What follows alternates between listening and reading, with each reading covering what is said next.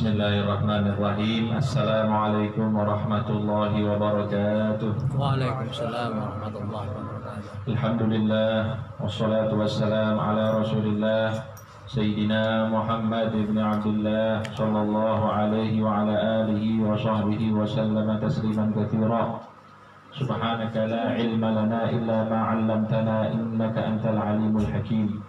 Rabbi shrah li sadri wa yassir li amri wa hlul 'uqdatam min lisani yafqahu qawli wa saddid lisani wahdi qalbi bihaqqi sayyidina Muhammadin sallallahu alaihi wasallam.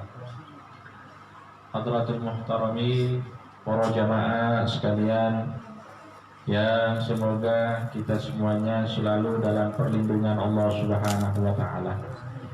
Yang sama-sama kita hormati sahibul bait yang telah menyediakan selama ini tempat untuk sama-sama kita mencari titik-titik hujan-hujan dari rahmat Allah Subhanahu wa taala. Mudah-mudahan beliau diberikan keberkahan oleh Allah Subhanahu wa taala di dunia wal akhirah. Jamaah sekalian rahimakumullah, untuk menambah keberkahan dari majelis kita pada sore hari ini, marilah sama-sama kita membaca niatut ta'allum. Bismillahirrahmanirrahim. Nawaitu ta'alluma wa ta'lim wal mudzakarata wa tadhkir wal naf'a wal intifa' wal ifadata wal istifadah wal hatta 'ala tamassuki bi kitabillahi wa sunnati rasulih sallallahu alaihi wasallam wa du'a ila al-huda wa dalalata 'ala al-khairi ibtigha'a wajhillahi wa mardatihi wa qurbihi wa thawabihi subhanahu wa ta'ala. Alhamdulillah, kita sudah sampai ke 8 Sya'ban. Insyaallah 7 hari lagi kita akan sampai ke nisfu Sya'ban. Malam nisfu Sya'ban termasuk malam yang dianjurkan, bahkan diperintahkan oleh Nabi Muhammad SAW untuk kita hidupkan dengan banyak amal ibadah, termasuk nanti amaliyah yang sering kita lakukan di setiap malam Sya'ban itu, malam nisfu Sya'ban, ialah membaca surat Yasin sebanyak 3 kali, yang di dalam setiap bacaan surat Yasin kita punya niat masing-masing. Niat dipanjangkan umur, niat diberikan rezeki yang luas, niat agar dijauhkan dari segala keburukan dan bencana. Nah, itu semuanya kita niatkan di setiap bacaan surat Yasin. Kemudian ditutup dengan doa. Dan termasuk ibadah yang sangat dianjurkan di malam nisfu Sya'ban ialah sholat berjamaah, sholat isya dan sholat subuh secara berjamaah. Kalau tidak mampu untuk menghidupkan seluruh malam, maka minimal sholat isya dan sholat subuh secara berjamaah. Itu termasuk cara kita untuk menghidupkan malam nisfu Sya'ban. Kalau sudah nisfu Sya'ban berarti 15 hari lagi atau kurang dari itu kita akan berjumpa dengan bulan suci Ramadan. Amin ya rabbal alamin. Dan insya Allah majelis sore hari ini majelis penutup ya, penutup untuk tahun ini. Sebelum Ramadan kita tutup majelis ini untuk tahun ini insya Allah pada hari ini, dan ditutup dengan Maulid Nabi Muhammad SAW. Dan kita hanya berharap dari Allah Subhanahu Wa Taala, bukan yang lain. Mudah-mudahan semua yang kita hajatkan dikabulkan oleh Allah. hajatat dunya wa hajatal akhirah. Hajatat dunya bil maisarah wa hajatal akhirah bil maghfirah. Amin amin ya rabbal alamin. Jamaah sekalian rahimakumullah, kita sudah bahas di pertemuan yang lalu tentang hal-hal yang membatalkan puasa. Kita bagi menjadi dua. Ada yang membatalkan pahala puasa, ada yang membatalkan puasanya. Kalau yang membatalkan pahala puasa, puasanya hukumnya sah. Akan tetapi dia tidak dapat pahala dari Allah, atau hanya sedikit pahala yang dia dapat dari Allah. Dan ini biasanya dosa yang dilakukan saat puasa.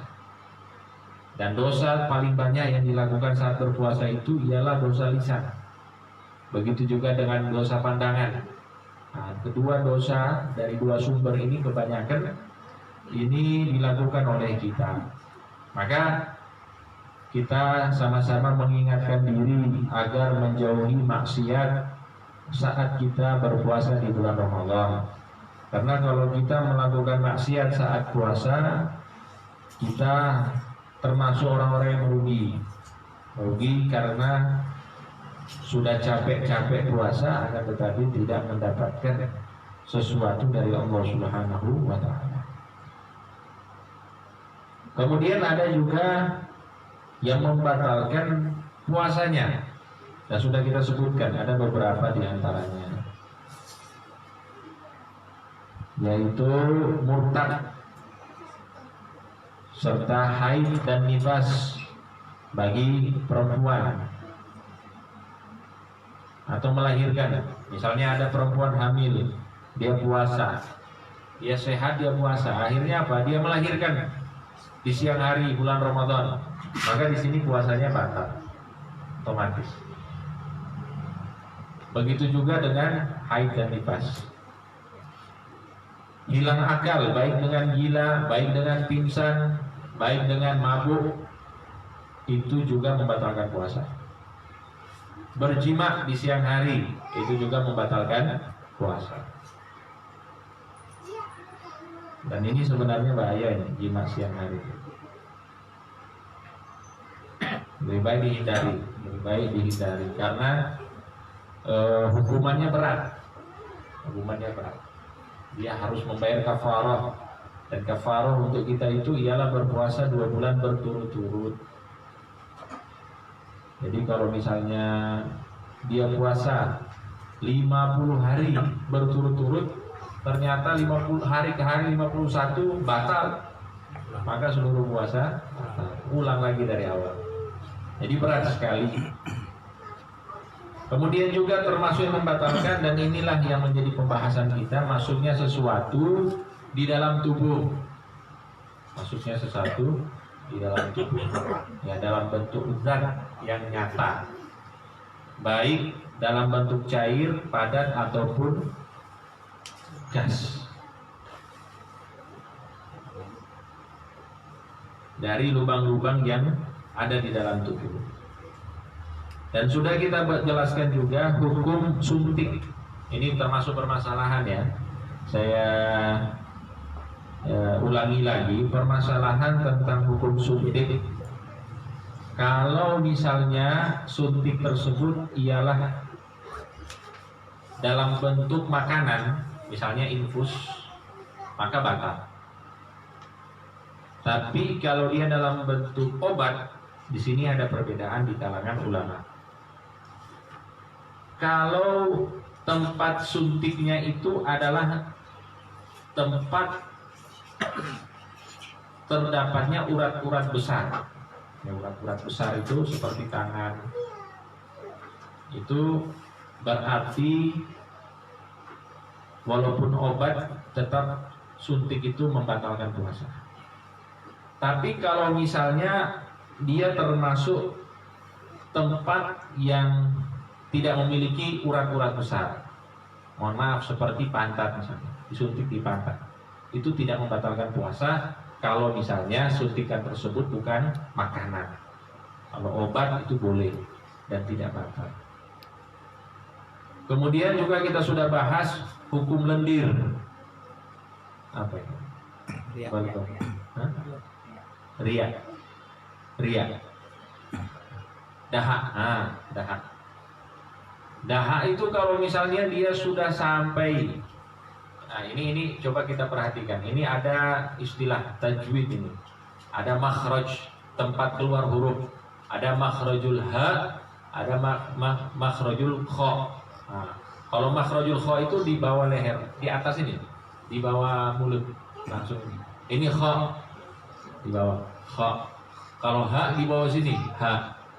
Kalau misalnya lindirnya itu sudah sampai di makhrajul ha, di bawah sini, kita kerasa ada lendir atau ada dahak, kita telan, maka puasa tidak batal.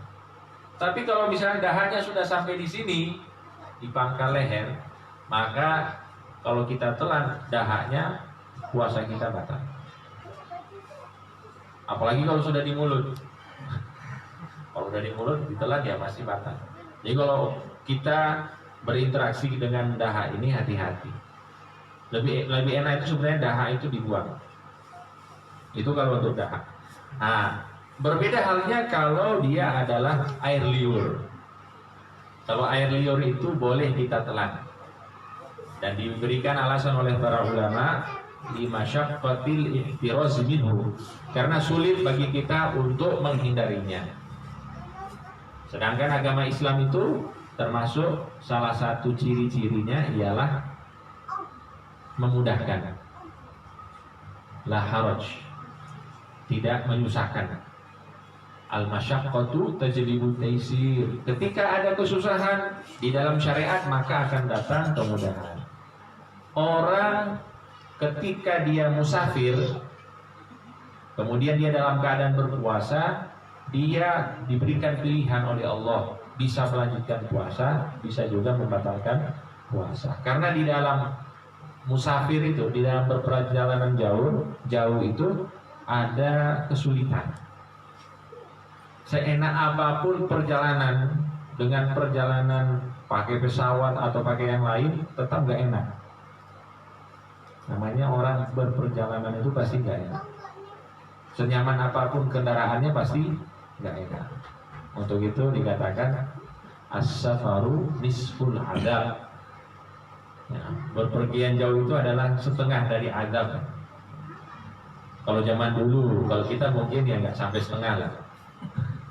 Sekarang pakai mobil, oh enak ya. Pakai AC barang. Kalau dulu itu kan memang benar-benar adab, setengah dari adab. As-safaru nisful adab. Tapi tetap ya di dalam safar itu ulama tetap mengambil illat hukum. Kenapa orang itu bisa buka puasa? Karena safarnya. Karena safar, bukan karena keletihan, tapi tetap karena safar, karena jarak dari safar tersebut. Nah, begitu juga dengan orang yang menelan air liur. Kita susah kalau puasa nggak menelan air liur, susah. Nanti kering mulut kita. Kan lagi diam-diam gini puasa, biasanya kan air liur itu berkumpul di mulut. Susah kalau kita tidak menelannya. Kalau kita banyak membuang air liur, akhirnya mulut kita kering, kita yang sulit. Nah, untuk itu boleh menelan air liur, tapi dengan 3 syarat. Syarat yang pertama, air liurnya harus murni air liur, belum bercampur dengan yang lain. Jadi ini hati-hati juga saya ingatkan. Panjenengan ini kan kalau sahur hari-hari pertama kan enak-enak biasanya. Ayam, daging, ya kan. Iya masih ada yang sisa itu loh. Nah, yang ada yang nyisa-nyisa di gigi itu bisa bercampur dengan air liur. Kalau tercampur dengan air liurnya ditelan, batal puasa. Maka harus benar-benar dipastikan tidak ada sisa-sisa makanan di dalam mulut. Begitu juga ketika kita berkumur-kumur, kita harus memastikan bahwa tidak ada sisa air di dalam mulut. Nah, nanti kalau sudah bersih, sudah tidak ada air di dalam mulut, maka nanti itu akan ada produksi air liur baru, akan berkembang. Air liur murni itu bisa kita telan. Kemudian syarat yang kedua, air liur tersebut harus suci, bukan najis. gambarannya kemarin sudah kita berikan, yaitu ketika gusi ataupun gigi kita berdarah. Darah itu kan najis. Ketika berdarah kemudian bercampur dengan air liur, maka air liurnya tidak boleh kita telan. Meskipun itu adalah milik kita juga, darah itu. Tapi tetap kita harus bersihkan dulu mulut. Nanti berubah air liurnya jadi murni lagi air liur, setelah itu bisa kita telan.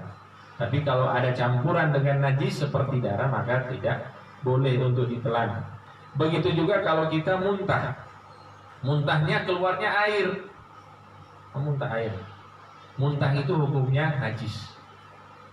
Maka setelah muntah berkumur-kumur, setelah berkumur-kumur baru bisa menelan ludah.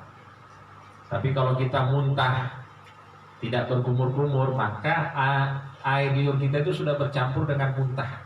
Kalau sudah bercampur dengan muntah berarti menjadi najis. Nah, jadi syarat yang kedua harus suci. Ya, tadi syarat yang pertama murni, yang kedua suci. Yang ketiga, an yakuna min ma'dinihi. Ya. Air liur itu masih pada tempatnya. Tempat air liur itu di mana? Yang boleh kita telan di lidah dan di mulut, di dalam mulut. Kalau sudah dikeluar di bibir, itu tidak bisa ditelan. Di lidah dan di mulut. Jadi kalau misalnya panjenengan menjulurkan lidah keluar, nah gitu ya, keluarkan, dimasukkan lagi, ditelan, nggak batal. Yang penting masih di lidahnya, karena tempat air liurnya itu di lidah. Tapi kalau sudah kena bibir dikit, kemudian bercampur dengan air liur di dalam, maka batal. Pokoknya nggak usah demonstrasi lah kalau pas puasa. Yang penting kan udah tahu hukumnya kayak gitu. Kalau udah keluar dari tempatnya dibuang aja, nanti diproduksi lagi air liurnya, ditelan. Jadi seperti itu. Nah, monggo ini lanjutan. Bismillahirrahmanirrahim. Qul rahimahullah ta'ala wa nafa'ani wa bi'udhunihi bi asma'ihi fid dharain amin. Bismillahirrahmanirrahim. Hukmu dukhulil ma'i athna al-ghusli ila jubihi biduni ta'ammudin lis-shurb. Fihi tafsilun al-awwal idza kana al-ghuslu ma'muran bihi masyru'an fardan ka ghusli janabah aw sunnatan ka ghusli jum'ah fala yabtulu as-shawmu idza ightasala bis-sabbi wa yabtulu idza ightasala bil-idrimas.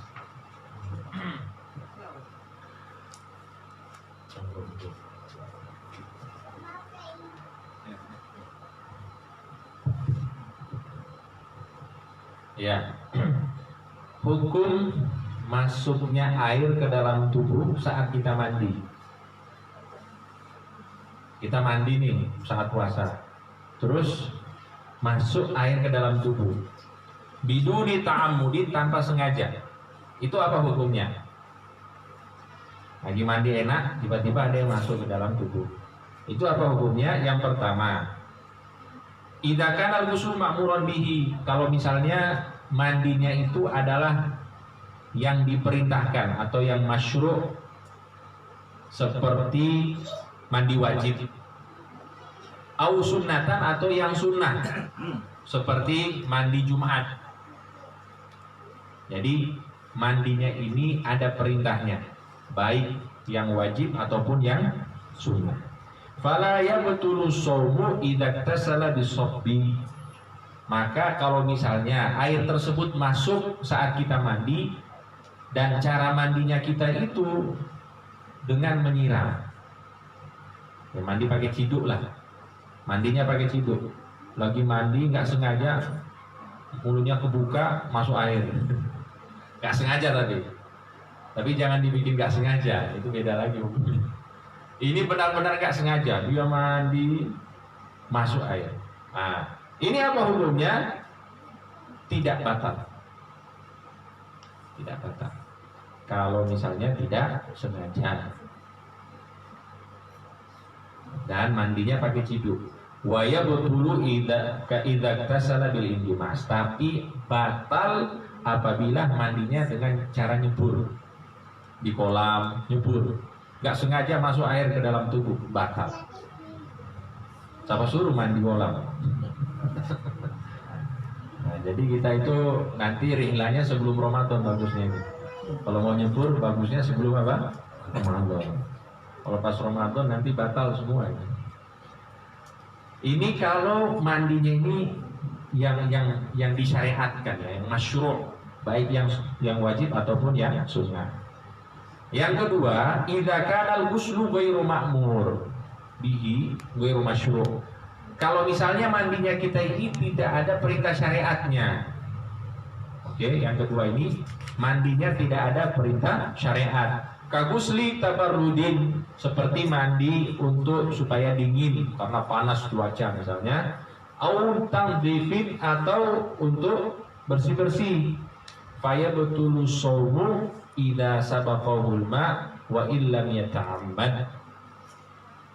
Maka puasanya batal kalau misalnya masuk ke dalam tubuh walaupun dia tidak sengaja. Sawaun attasala bisobi au ambil inggimas. Ini jelas ya. Kalau mandinya itu nggak wajib ataupun nggak sunnah, terus airnya masuk ke dalam tubuh kita secara tidak sengaja, maka puasanya batal. Puasanya apa? Batal. Mau mandi pakai ciduk ataupun nyebur, tetap sama-sama batal.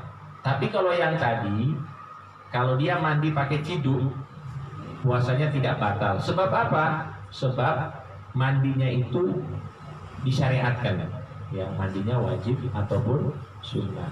Tapi kalau dia walaupun mandinya itu adalah yang wajib ataupun yang sunnah, tapi mandinya nyebur, masuk air dengan tidak sengaja, tetap puasanya batal. Ini agak-agak pusing ini permasalahannya. Tapi mudah-mudahan nggak ada yang masuk kayak gini. Ini ilmunya. Kalau misalnya ada yang nanya kita tahu. Oh, jawabannya seperti itu. Ya, harus dibedakan antara mandi yang disyariatkan dengan mandi yang tidak disyariatkan. Mandi cuma supaya dingin, mandi supaya bersih, itu beda itu. Nah, jadi seperti itu. Monggo.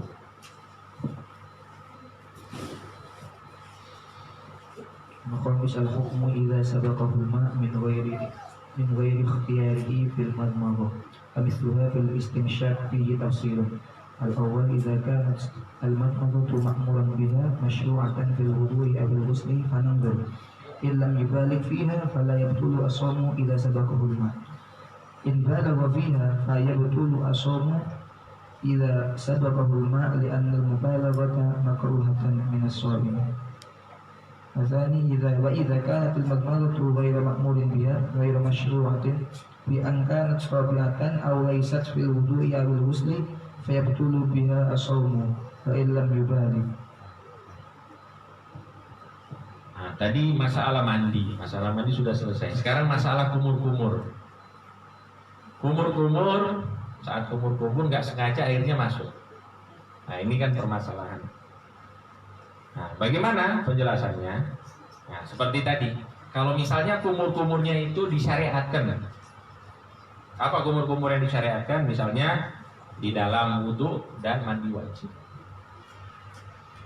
Nah, kalau misalnya kumur-kumurnya itu disyariatkan, kemudian dia itu tidak berlebihan dalam berwudu, berkumur-kumur, tidak berlebihan dalam berkumur-kumur. Maka kalau misalnya masuk air tanpa sengaja, puasanya tidak batal. Dia misalnya ini kumur-kumur dikit, nggak sengaja ketelan ya. Oh, ini sengaja loh. Kumur-kumur dikit, nggak berlebihan, ketelan. Nah, itu puasanya sah, tidak batal. Tapi kalau dia kumur-kumur karena mungkin aus gitu kan, pas puasa ngambil airnya satu gayung, pakai kumur, masuk, nggak sengaja masuk, nih batal. Intinya di situ di berlebih-lebihan. Kalau dia berlebih-lebihan, maka di situ puasanya batal. Kalau masuk air tanpa sengaja. Sebab apa? Sebab orang yang berpuasa kemudian dia berkumur-kumur ataupun beristinsyak menghirup air ke hidung dengan cara berlebih-lebihan, itu hukumnya makruh kalau saat berpuasa. Di dalam hadis Nabi Muhammad SAW bersabda, balighu fil istinsyaqi wal madmadati illa an takunu sha'iman. Berlebih-lebihanlah kalian di saat berkumur, di saat beristinsyak kecuali dalam keadaan puasa. Untuk itu ulama mengambil hukum bahwa berlebih-lebihan dalam beristinsyak dan berkumur-kumur hukumnya makruh. Jadi kalau kita melakukan itu berlebih-lebihan di dalam berkumur-kumur ataupun beristinsyak, kemudian air masuk ke dalam tubuh tanpa sengaja, maka status puasanya batal. Ini bisa dipahami jamaah sekalian ya, bisa ya. Tapi kalau dia tidak berlebih-lebihan kemudian tidak sengaja masuk, insya Allah puasanya tetap sah. Nah, yang kedua, kalau misalnya kumur-kumurnya ini tidak disyariatkan di dalam agama. Misalnya apa? Misalnya dia mau kumur-kumur aja, pokoknya mau kumur-kumur. Kalau mau kumur-kumur itu nggak apa-apa, walaupun tidak wudhu nggak apa-apa. Dia mau mendinginkan mulut misalnya, maka di situ hukumnya boleh. Tapi kalau misalnya masuk meskipun tanpa kesengajaan, puasanya batal. Ini bisa dipahami ya, insya Allah. Berkumur-kumur biasa, atau dia dalam wudhu tapi jumlahnya lebih dari yang disyariatkan. Kita kalau misalnya mau wudhu itu, masing-masing anggota wudhu berapa kali biasanya?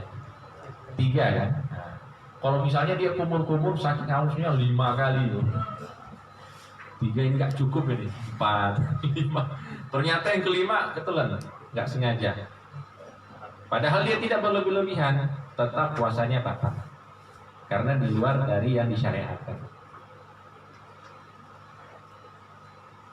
Nggak penting ini masalahnya. Kalau nggak disyariatkan, sengaja tidak sengaja, berlebihan tidak berlebihan, tetap batal. Gitu. Tapi kalau dia disyariatkan, tidak berlebihan, oke? Dia disyariatkan dan tidak berlebihan, masuk tanpa sengaja, tidak batal, alias sah. Itu permasalahannya. Nanti kalau boleh ada yang ringkas ini dikirim di grup ya, masalahnya. Kemudian ya monggo. Al-mufattiru sabi al-istimna'u ay talabu khurujil mani imma biyadi aw biyadi halilatihi aw bifikrin aw nadharin in halima al-inzala fihi ma aw bimudaji'atin. فإذا أنزل في إحدى هذه الحالات بطل صومه. وخلاصة مسألة خروج المني أنه تارة يبطل وتارة لا يبطل. فيبطل في حالتين، الأول بالاستثناء أي طلب خروج المني مطلقا بأي كيفية، والثاني إذا باشر امرأته من غير حائل.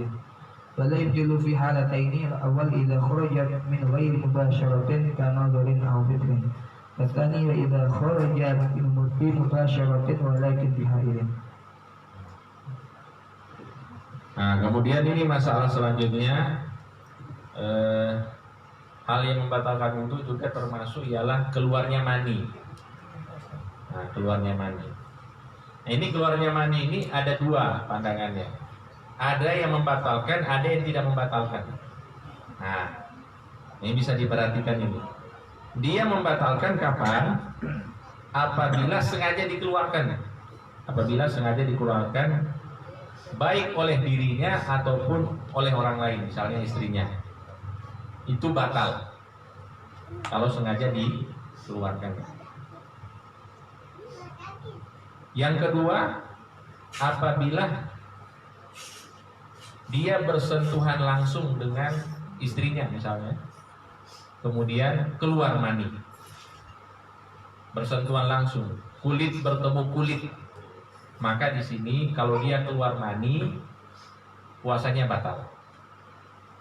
Kalau kulit bertemu kulit.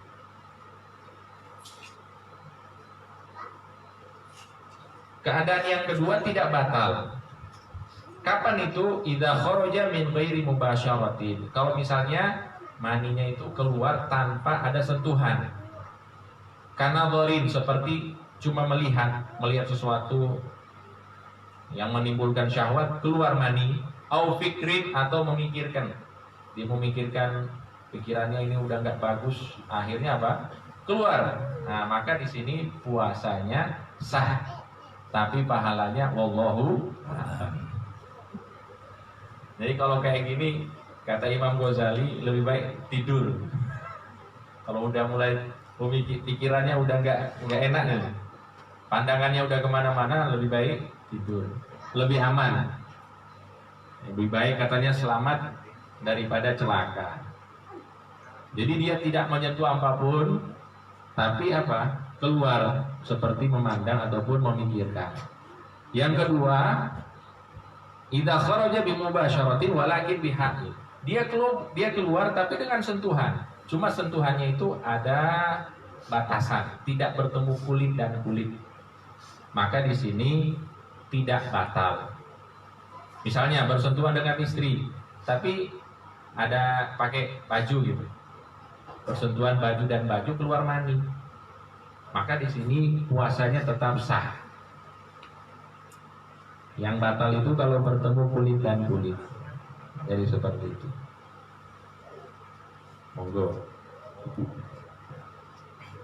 Hukmul mubladi tahrumu idza kanat tuharriku syahwatahu, wa amma idza lam tuharrik syahwatahu fa khilaful awla wa la tubtilu illa idza anzala bi sababiha.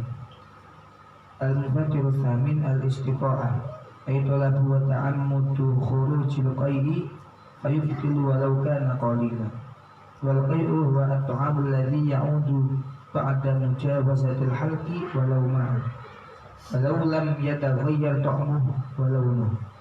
Wal hukmu idza kharaja minhu al-qay'u anna famahu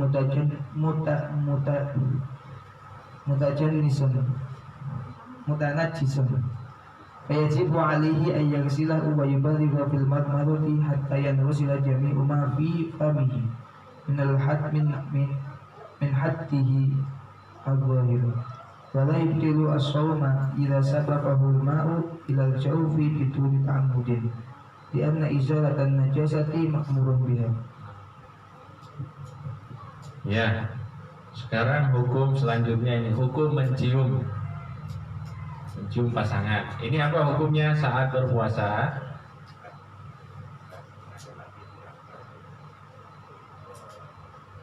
Apa hukumnya?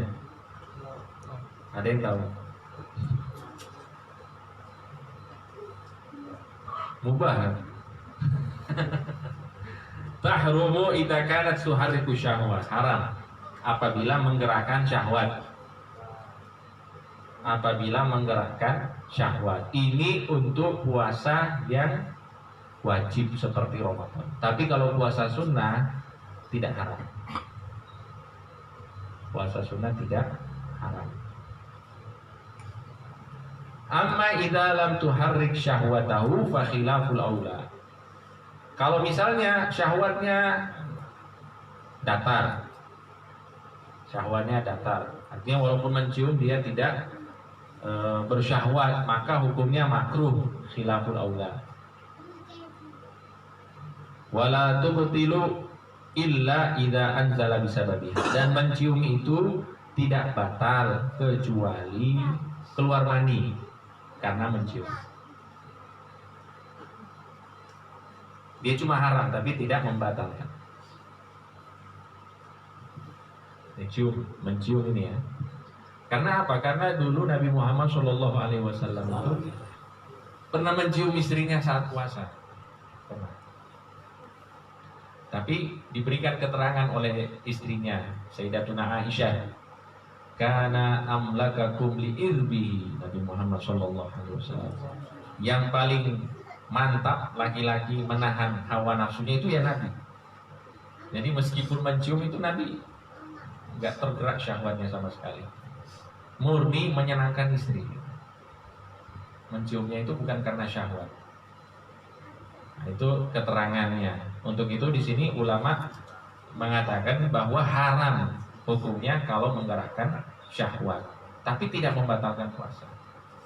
Cuma kalau ciumannya terlalu ini ekstrim, dalam artiannya bertukar air liur misalnya, itu batal. Jadi yang membatalkan bukan menciumnya, tapi masuknya sesuatu ke dalam tubuh. Bukan gara-gara mencium, tapi masuknya sesuatu ke dalam tubuh. Nah, enaknya gimana ya, dihindari aja. Lebih baik jangan sama sekali. Aman insya Allah.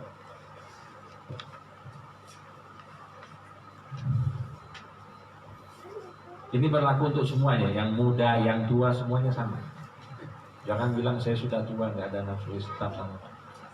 Imam Syafi'i itu pernah dulu punya hukum ya. Hukumnya itu kalau orang yang sudah tua itu katanya bersentuhan kulit dan kulit itu tidak masalah, tidak batal lah kalau sudah tua. Laki-laki perempuan sudah tua bersentuhan kulit dan kulit tidak batal. Itu saat beliau di Irak. Tapi saat beliau hijrah ke Mesir, beliau menemukan kakek-kakek, nenek-nenek ciuman di taman. Oh, berarti ini masih ada syahwat ini mereka. Langsung berubah hukumnya. Langsung dirubah. Mutlak, laki-laki perempuan yang ya dewasa bersentuhan kulit dan kulit itu tidak boleh, membatalkan wudu kalau misalnya dalam keadaan berwudu. Ya, kemudian yang membatalkan selanjutnya ialah sengaja muntah. Nah, sengaja muntah. Sengaja membuat dirinya muntah, walaupun hanya sedikit muntahnya itu.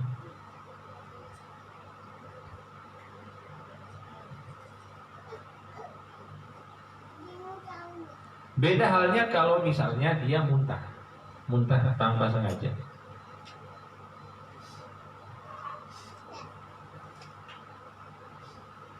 Gimana hadisnya itu? Man istaqa'a man qa'a falyutimma shaumahu. Barang siapa yang muntah maka sempurnakanlah puasanya. Jadi kalau muntah tanpa sengaja itu puasanya tidak batal, dilanjutkan puasanya. Tapi itu mulutnya dibersihkan. Walaupun yang keluar itu hanya air, walaupun yang keluar itu tidak merubah bau mulutnya, itu tetap juga harus berkumur-kumur. Untuk itu dikatakan hukum keluarnya muntah tanpa sengaja itu mulut berubah menjadi najis, maka wajib dicuci, kemudian benar-benar dibersihkan dengan cara berkumur-kumur sampai semuanya bersih, sampai ke haddul zahir. Kalau perlu kita kumur-kumurnya kalau muntah itu, saya contohkannya.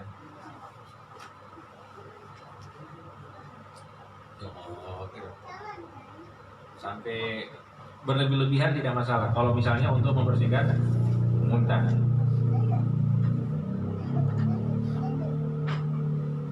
Wala yubtilu shoma idza sabaqahul ma ilal jawfi biduni ta'ammud. Nah ini.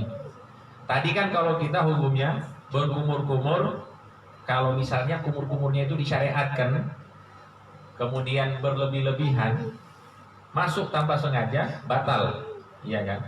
Tapi kalau untuk membersihkan sisa muntah itu, walaupun dia berlebih-lebihan, kemudian masuk ke dalam tubuh, insya Allah puasanya tidak batal.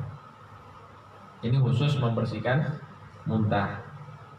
Lianna izalatan najasati ma'murun biha, karena membersihkan najis itu diperintahkan di dalam syariat. Nah, kayak gitu. Biasanya kita kalau perjalanan jauh begini, mabuk kan, akhirnya muntah tanpa sengaja. Nah, maka di sini dibersihkan dengan cara berlebih-lebihan, berkumur-kumur. Kalau misalnya ada yang masuk ke dalam tubuh tanpa sengaja, insya Allah puasanya tidak batal, karena tujuannya membersihkan najis. Oke. Jadi ini ada 8 hal ya yang membatalkan puasa. Saya baca dari awal, supaya sama-sama kita ingat. Yang pertama, murtad. Yang kedua, haid, nifas dan melahirkan bagi perempuan. Yang ketiga, gila. Yang keempat, pingsan dan mabuk. Yang kelima, berjima. Yang keenam, keluar mani. Keluar mani dengan sengaja. Tapi sudah kita selesaikan. Kemudian masuknya sesuatu di dalam tubuh, keluar mani, kemudian sengaja muntah. Nah, jadi ada 8 hal ini. Kalau ada sesuatu yang lain dari 8 ini berarti tidak membatalkan puasa. Hanya 8 hal ini aja di dalam mazhab Syafi'i yang membatalkan puasa. Insya Allah kita ringkas, kita kirim di grup supaya ingat. Nah, sekarang kita masuk pembahasan apa yang menjadi konsekuensi kalau misalnya orang itu batal puasa. Bismillahirrahmanirrahim. Aqsamul iftari bi'atibari ma yalzamu bisababihi arba'atun. Ma yalzamu fihi al-qada'u wal fidyatu ithnani. Al-awwal al-iftaru li khawfin ala ghairihi كفطر الحامل لخوفها على جنينها والمرضع لخوفها على رضيعها كما قال صاحب صفة الزكاة والمفت والقضاء لذات الحمل أو مرضع إن خافتا للطفل. أما إذا أفطرتا خوفا على أنفسهما وعلى طفلهما فليس عليهما إلا القضاء فقط. الثاني الإفطار مع تأخير القضاء مع إمكانه حتى أتى رمضان آخر بغير عذر.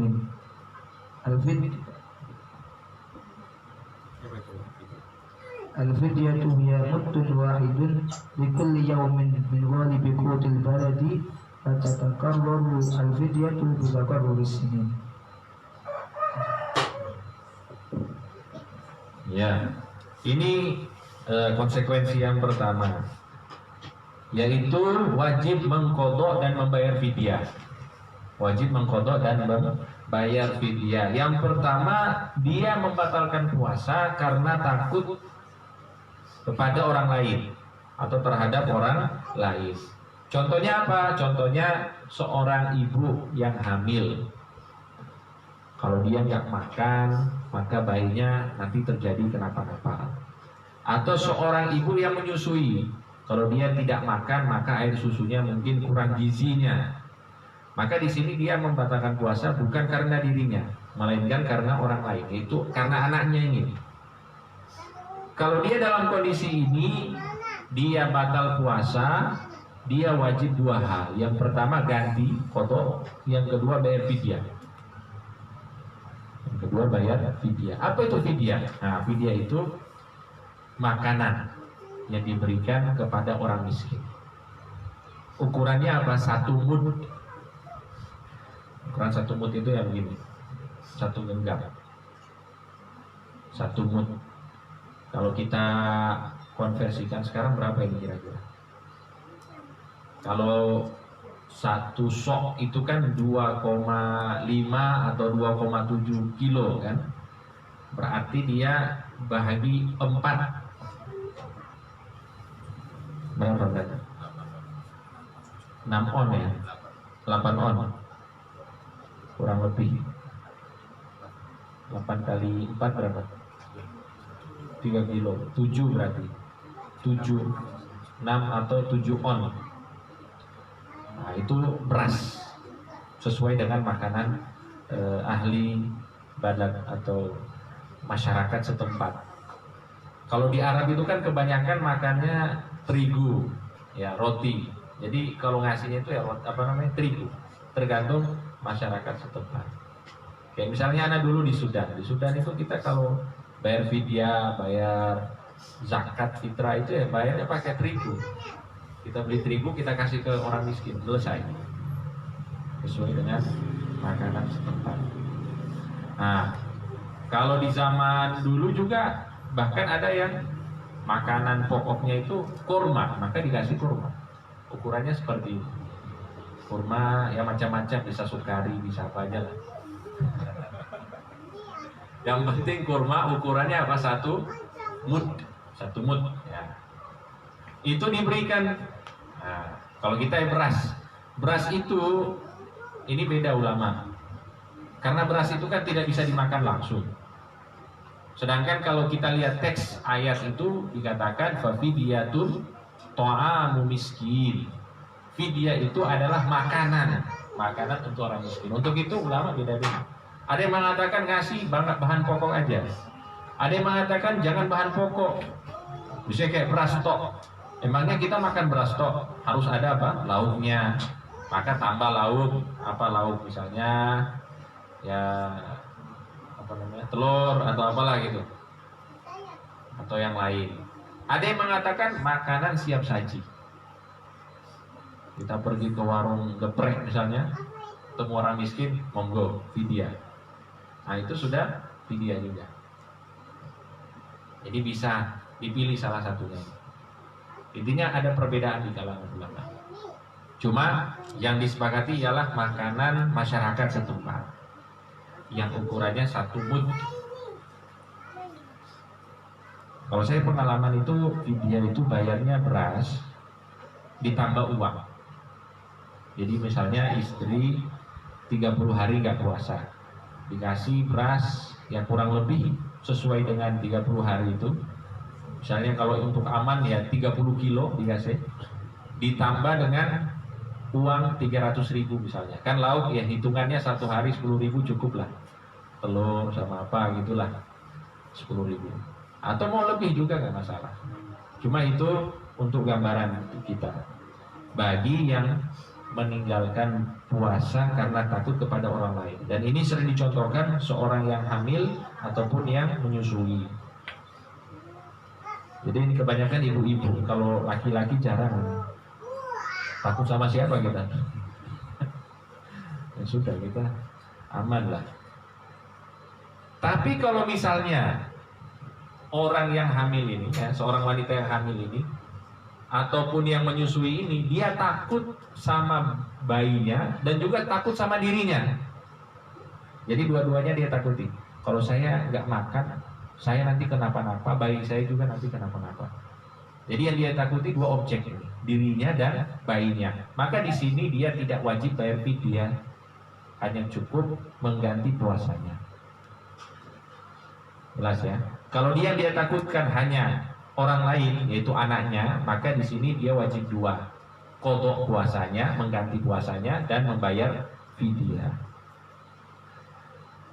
Kemudian gambaran yang kedua, yang wajib mengqadha dan membayar fidyah, yaitu dia yang batal puasanya, kemudian dia akhirkan puasanya secara sengaja, padahal dia mampu untuk menggantinya sampai datang Ramadan selanjutnya. Kita misalnya sakit 2 hari gak puasa, 2 hari yang kita tinggalkan di bulan Ramadan ini tidak kita ganti setelah Ramadan sampai Ramadan yang tahun depan. Maka di sini wajib bayar fidyah di setiap hari. Biasanya perempuan paling banyak ini, haid 7 hari atau berapa hari, itu nanti sampai tahun depan belum kebayar. Maka 7 hari itu yang kelewatan itu harus bayar fidyah setiap harinya, selain menggantinya. Misalnya sudah sampai tahun depan, dia bayar fidyah 7 hari untuk 7 hari. Ternyata puasa 7 harinya itu tidak diganti lagi sampai tahun depannya lagi, misalnya. Maka dibayar lagi. Tatakarraru bitakarruris sinin. Maka setiap tahun itu harus dibayarkan sebagai hukuman. Jadi seperti itu.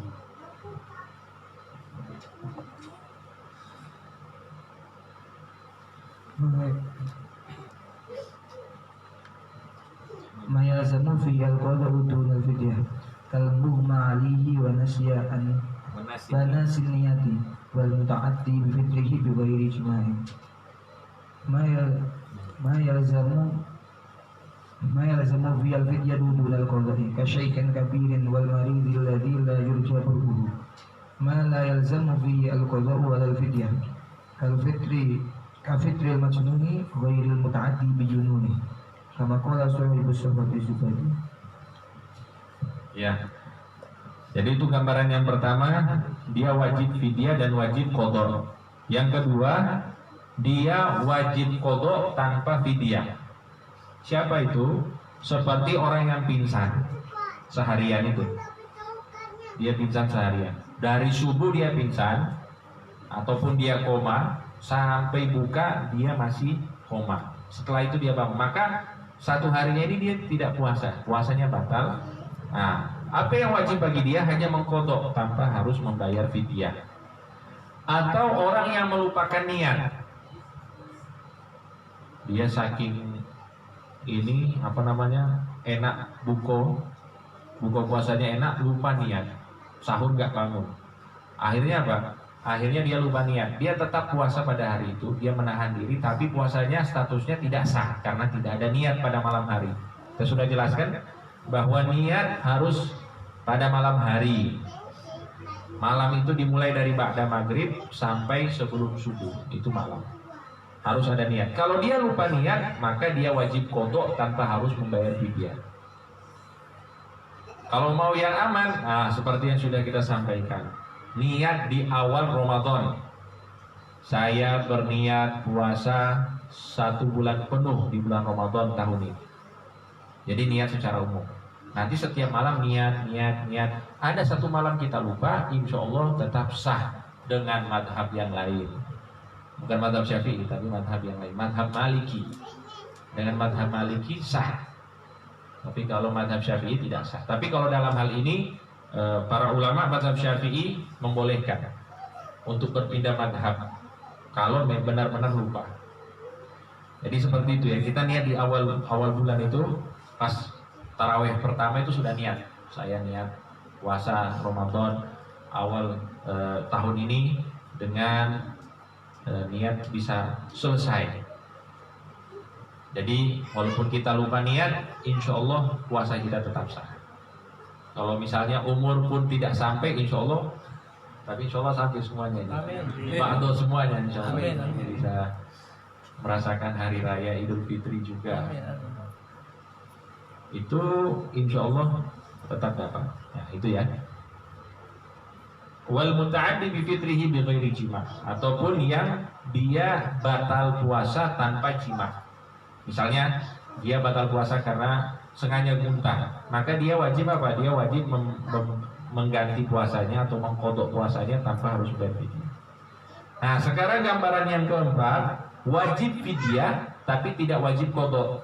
Siapa itu? Kasyaikhin kabir, orang yang sudah tua dan siang, sudah tidak mampu lagi puasa. Wal maridil ladzi la yurja bur'uhu, atau orang yang sakit yang sudah tidak diharapkan kesembuhannya. Atau juga kalau untuk sekarang orang yang sudah bergantung sama obat. Jam-jam tertentu harus minum obat, ini harus minum obat ya. Itu tidak wajib untuk qadha, akan tetapi dia wajib membayar fidyah di setiap hari dia tidak berpuasa. Nah, itu yang kemana? Ketiga. Yang keempat, yang tidak wajib qadha, yang tidak wajib fidyah. Siapa ini kira-kira? Dia nggak puasa, tapi nggak wajib qadha, nggak wajib fidyah. Siapa kira-kira? Bahan. Seperti apa? Kafitril majnun, atau apa seperti orang gila. Orang gila nggak usah, karena memang nggak wajib untuk puasa, tidak wajib mengqadha dan tidak wajib bayar fidyah. Atau orang yang tidak sengaja menjadi gila, nggak sengaja gila, nah, itu juga tidak wajib qadha dan membayar fidyah. Monggo. Sudah. Sudah.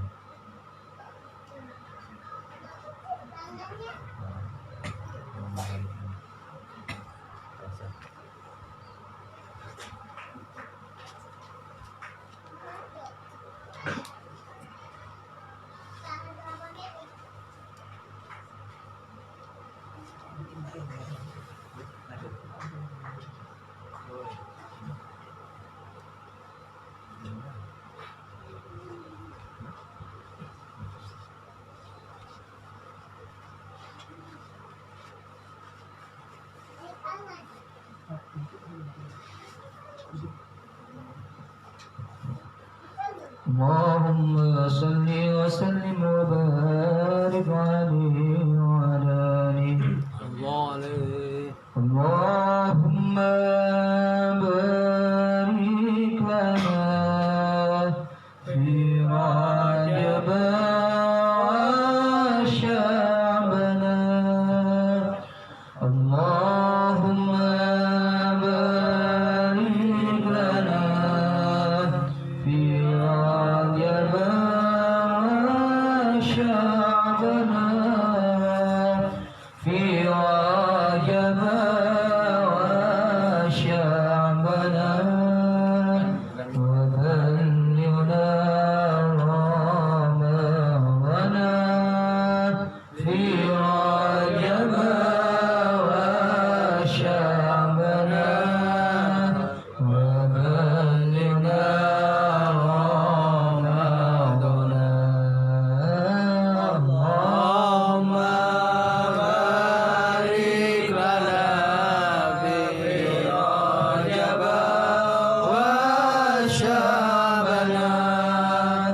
اللهم بارك لنا في رجب وشعبنا. في رجب وشعبنا وبلغنا رمضان. في رجب وشعبنا وبلغنا رمضان. سبحان من أسرى من الحرام عبدا أحمدا. سبحان من أسرى من الحرام عبدا أحمدا. للمسجد الأقصى ثمين للسماء صاعدا. للمسجد الأقصى ثمين للسماء صاعدا. اللهم بارك لنا برجب وشعبنا. اللهم بارك لنا في رجب وشعبنا. في رجب وشعبنا وبلغنا رمضان. في رجب وشعبنا وبلغنا رمضان. ومن خمسا أثبت عليه فالواحدا.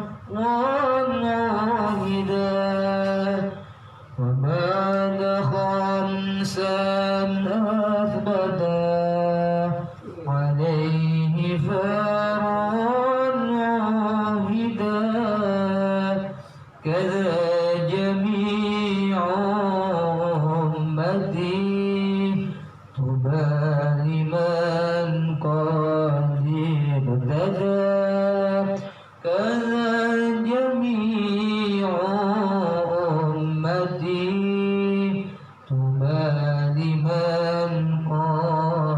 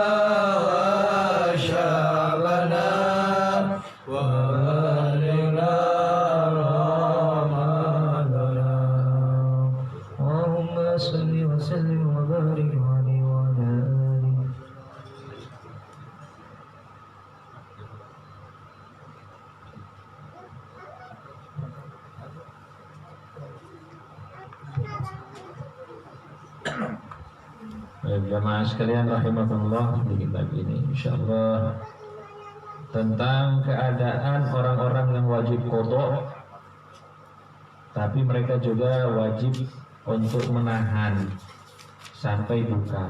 Maksudnya begini, mereka ini buka, tidak puasa di bulan Ramadan, tapi wajib mereka itu menahan diri untuk tidak makan, tidak minum, sebagaimana orang yang berpuasa. Yang pertama, yang sengaja membatalkan puasa tanpa ada alasan. Yang kedua, yang meninggalkan niat pada malam hari. Yang ketiga, yang bersahur sampai subuh. Dia nggak sadar sahur enak, ternyata sudah subuh. Nah itu puasanya tidak sah, batal, dia wajib qada, tapi dia wajib juga untuk menahan diri sebagaimana orang yang berpuasa, meskipun puasanya tidak sah saat itu. Kemudian orang yang buka di waktu sebenarnya belum waktu buka, sudah saya kayak saat ini dia makan, maka di sini puasanya batal dan dia wajib menahan sampai buka.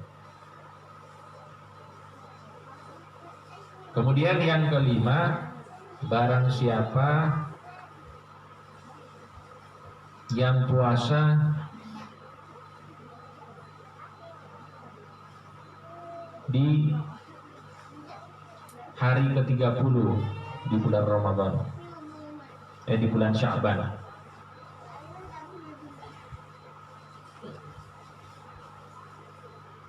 Afwan. Gini. Jadi dia itu kesepakatan misalnya, wah bulan Sya'ban 30 hari. Ternyata di siang hari ternyata itu sudah masuk Ramadan, tapi dia belum puasa. Maka di situ dia tetap menahan diri untuk tidak makan dan tidak minum sebagaimana orang yang berpuasa. Hari Syak bukan? Ya hari Syak. Ya hari 30 itu. Cuma kalau kondisi ini jarang kalau misalnya yang di kota. Biasanya yang di kampung yang jauh dari informasi biasanya. Dia sudah yakin, wah ini kayaknya Sya'bannya 30 hari. Tapi ternyata besoknya itu kok hilalnya kelihatan. Maka di sini dia tetap, misalnya dia tahunya itu sudah tengah hari, wah ini sudah masuk Ramadan, ini sudah kelihatan hilalnya. Maka di sini dia menahan diri sebagaimana orang yang berpuasa. Nah, kemudian juga kewajiban bagi orang yang batal puasanya, selain dia qada, dia juga harus menahan diri, yaitu dia yang masuk sesuatu, ya katakanlah air ke dalam tubuhnya lewat berkumur-kumur ataupun beristinsyak ataupun dengan cara mandi, dengan cara tidak sengaja masuk gitu ya. Masuk ke dalam tubuh. Ini dia wajib untuk menahan diri. Ini seperti yang kita contohkan tadi, dia mandinya mau buat dingin-dinginan aja. Pas dia mandi ternyata nggak sengaja ketelan airnya. Nah di situ dia batal, dia wajib qada dan dia juga wajib menahan diri sampai waktu buka puasa.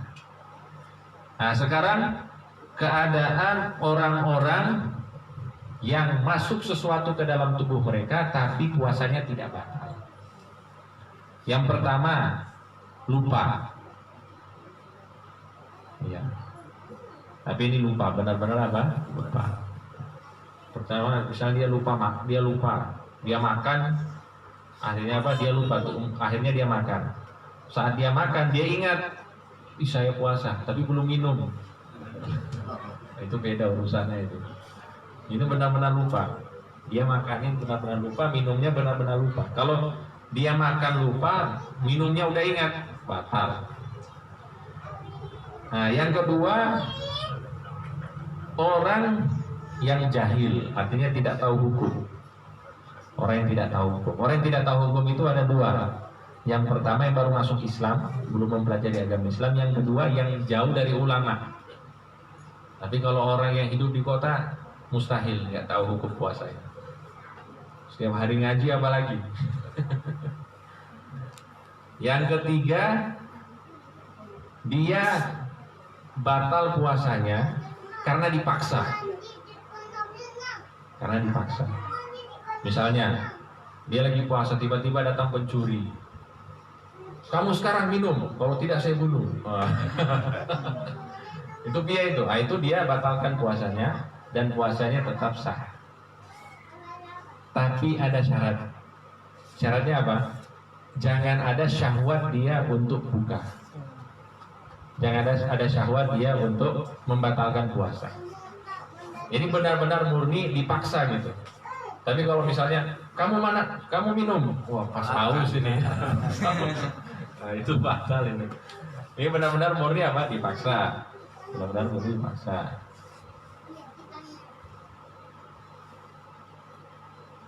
Kemudian tadi yang masalah air liur itu juga tidak batal. Kemudian juga sesuatu yang masuk berupa debu-debu jalanan. Kita jalan kan masuk debu dalam mulut, nah itu nggak batal kan? Walaupun kita di pinggir jalan buka mulut, itu nggak batal insya Allah puasanya. Tapi ngapain? Ngapain ya kan? Pakai masker. Kemudian juga tepung. Tepung itu kalau misalnya lagi, apalagi ibu-ibu kan lagi masak, kan tepung angin berterbangan masuk ke mulut atau ke hidung, nah itu insya Allah nggak batal puasanya. Kemudian juga yang tidak membatalkan itu apabila yang masuk itu lalat atau nyamuk. Nah ini sering juga kita ini lagi ini ketawa-ketawa, wah masuk. Nah itu insya Allah puasanya tetap sah, tidak batal.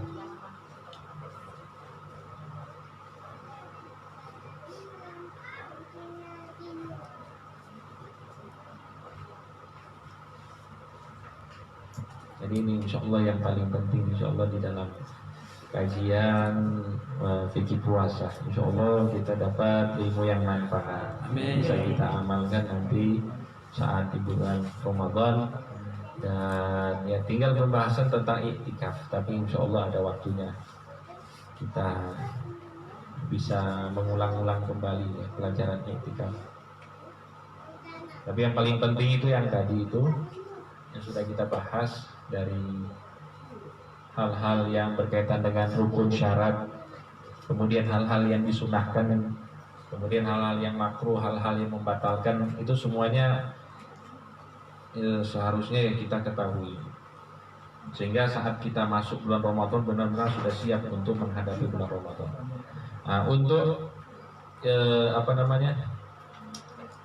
pembahasan ini, poin-poin penting insya Allah saya akan ringkas, saya kirim di grup supaya jamaah bisa baca-baca lagi. Kalau misalnya ada pembahasan yang kurang jelas ataupun permasalahan yang dialami atau yang akan dialami atau masalah orang lain yang perlu penjelasan, boleh kita sharing-sharing ya. Kapan saja, bisa di grup, bisa di Japri. Insya Allah bisa sama-sama menambah-nambah ilmu. Ya itu saja mungkin ya pertemuan kita pada sore hari ini. Insya Allah diberikan umur panjang oleh Allah. Amin, ya Allah. Diberikan kesehatan, diberikan taufik dan hidayah untuk selalu semangat menghadiri majlis ini. Dan kita akan libur minggu depan dan seterusnya, insya Allah hingga waktu yang disepakati nanti. Amin. Oleh Sohibul Bait kapan kita mulai lagi. Tapi insya Allah semuanya sehat ya, semuanya umur panjang. Amin ya Allah. Dan marilah kita tutup majelis kita ini dengan sama-sama berdoa kepada Allah. Mudah-mudahan semua dosa-dosa kita diampuni oleh Allah Subhanahu wa taala.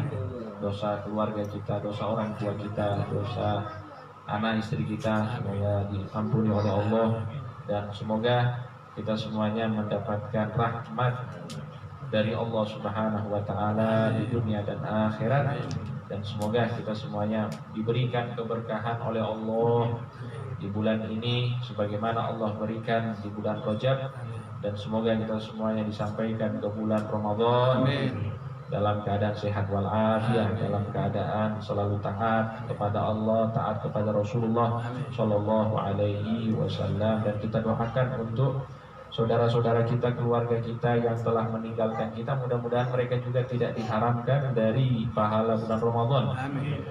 Yang sakit insya Allah diberikan kesembuhan oleh Allah Subhanahu Wa Taala. Ala hadhihi niyat wa li kulli niyyah salihah jami'ah syamilah min khairatid dunya wal akhirah wa ala ma nawahu aslafuna shalihun wa ila hadratin Nabi Muhammad sallallahu alaihi wasallam. Al-Fatihah.